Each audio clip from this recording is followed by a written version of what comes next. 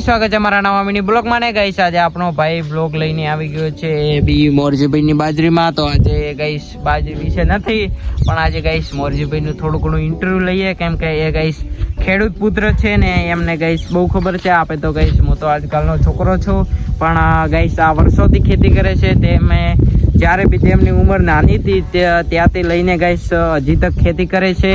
તો તેમને ગાઈસ આપણા કરતાં પણ તેમને વધારે ખબર હશે. ને પેલો ગાઈસ કૂતરો તે હળીએ સડી અહીં પણ તે ગાઈસ ભલે મોજ કરતા કૂતરા પણ ગાઈસ મારાથી તો નાના હશે, કેમ કે એટલું તો ખબર હોય. તો ગાઈસ આજે મોરજીભાઈ કેમ છો મોરજીભાઈ? બસ મજામાં, જય માતાજી.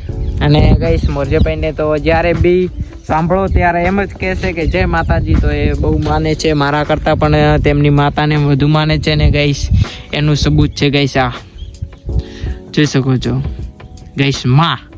પહેલા ને ગાઈસ એ બહુ જૂના છે એટલે તો એમને તો માએ પરચા આલેલા છે ને આવે પૂછે કે શું તમે માતા વિશે કહેશો? શું તમને આલેલા છે પરચા? હા, પરચા આલેલા હે. જે મોને એના માટે માતા છે. હા, પરચા જાગૃત છે. હા ગાઈસ એમનું એવું કહે છે કે મોને એની માતા છે ને ગાઈસ જાગ્રત પરચા છે. એટલે કે ગાઈસ જાગ્રત એટલે કે તમે સમજતા હશો એટલે કે જે બી મોનીએ તે અડધી રાતે ગાઈસ કામ કરે એ માં. અને ગાઈસ એમનો તો કામ ઘણા ખરા કરેલા છે. તો કેવો છે તમારો બાજરીનો માહોલ? થોડી ઘણી એમને માહિતી આપો વ્લોગમાં. શરમાયા વગર ખુલ્લે આમ બોલો. તમ તારે હું બોલું છું એટલે તમારે શરમાવાની જરૂર નથી.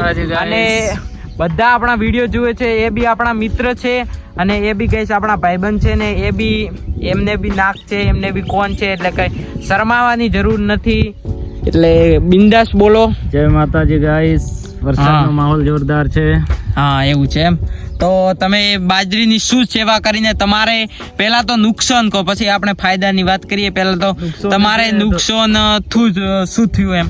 નુકસાન થોડા ઘણું છે. આજે આ ટાબ જે ઓળા જે વરસાદ થયો એમાં બાર તો એ બાકી જોરદાર છે બાજરીને પણ એક ખાતરનો ડોઝ આપી દીધો એટલે જોરદાર બની ગઈ. બીજો ડોઝ આપવાનો છે 2 દિવસ સુધી.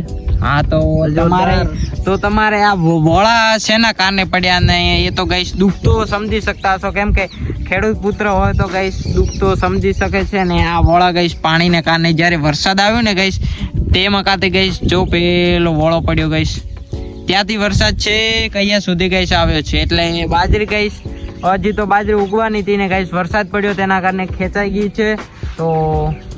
તો બીજું બાજરીમાં એમ કેવો માહોલ છે ને શું સેવા કરીને કેટલા ખાતરના ડોઝ આપ્યા અને શું દવા છાંટી હતી? દવા છાંટી, નીંદણ બી કર્યું. હા, છતાં એના પછી ડોઝ આપ્યો ખાતરનો. જોરદાર બાજરી બની ગઈ. એના પછી 2 દિવસ સુધી હજી એક ડોઝ આપવાનો છે.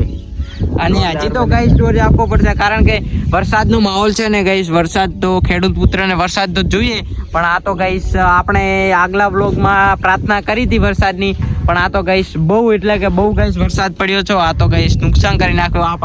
આપણે તો એવું વિચાર્યું હતું કે વરસાદ પડશે અને કશું નુકસાન નહીં થાય ને આપણી બાજરી મોટી થશે ને ગાઈસ બોરના કરતા પાણી વરસાદના પાણીથી ગાઈસ બાજરી તરત મોટી થઈ છે.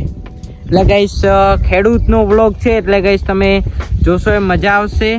અને પૂછીએ કે દવા કેટલી વખત છાંટી હતી મોરજીભાઈ તમે? દવા એકવાર જ છાંટી. ટોટલ જગ્યાએ જે આ બાજરીનો જેટલો બી વિભાગ છે એટલો છાંટવામાં આવે. એટલે એમનું કેવું એમ છે કે આ બાજરીનું એક ખેતર ગાઈસ પટો પડે છે એના અલગ અલગ શેઢા હોય છે. જેમ કે આ ગાઈસ જુઓ લીમડો એના અલગ અલગ શેઢા હોય છે. અને ગાઈસ આ જ ખેતરમાં ગાઈસ બાજરી છોટી છે. તેમનું એવું કહેવું છે ને આપને બી થોડી ઘણી માહિતી છે કારણ કે આપણે અહીંયા જ રહીએ છીએ એટલે આપણને પણ થોડી ઘણી ગાઈસ માહિતી હોય. અને બીજું ગાઈસ આપણે એવી થોડી માહિતી લઈએ. તો મોરજીભાઈ બાજરી કેટલા વર્ષે ને શું એમ કેટલા દિવસે મોટી થઈ શકે છે અને કેના બોરના પાણીથી વધારે મોટી થાય છે કે વરસાદના પાણી? વરસાદનું પાણી ચોમાસા માટે યોગ્ય છે. હા, વરસાદનું પાણી સારું રહે છે અને બાજરીનો વિકાસ પણ સારો થાય છે, વૃદ્ધિ પણ સારી થાય છે. તો હવે તમે બોલો કે બાજરી કેટલા મહિને મોટી થાય છે? બાજરી કરીબન 3 મહિને તૈયાર થઈ જાય છે. હા, 3 મહિને ગાઈસ તૈયાર થાય છે, પણ તેમનું કેવું એમ છે કે વરસાદનો માહોલ હોય તો એક ધારે વરસાદ પડે તો 3 મહિના થાય છે, અને વરસાદમાં ફાયદો બી છે, નુકસાન બી છે.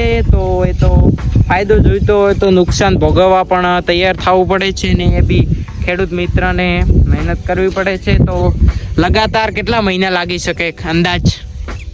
બાજરી માટે હા, બાજરી માટે એ બી વરાળું સિઝન માટે 3 મહિનાની અંદર તૈયાર થઈ જાય છે. વરસાદ સારો થાય હા તો એટલે 3 મહિના એટલે ગઈશ 4 મહિના ગણી લેવાના, કારણ કે 3 મહિના મોટા થાય ને ગઈશ એમાં મહેનત કરવી પડે, ઠેસરે લેવું પડે.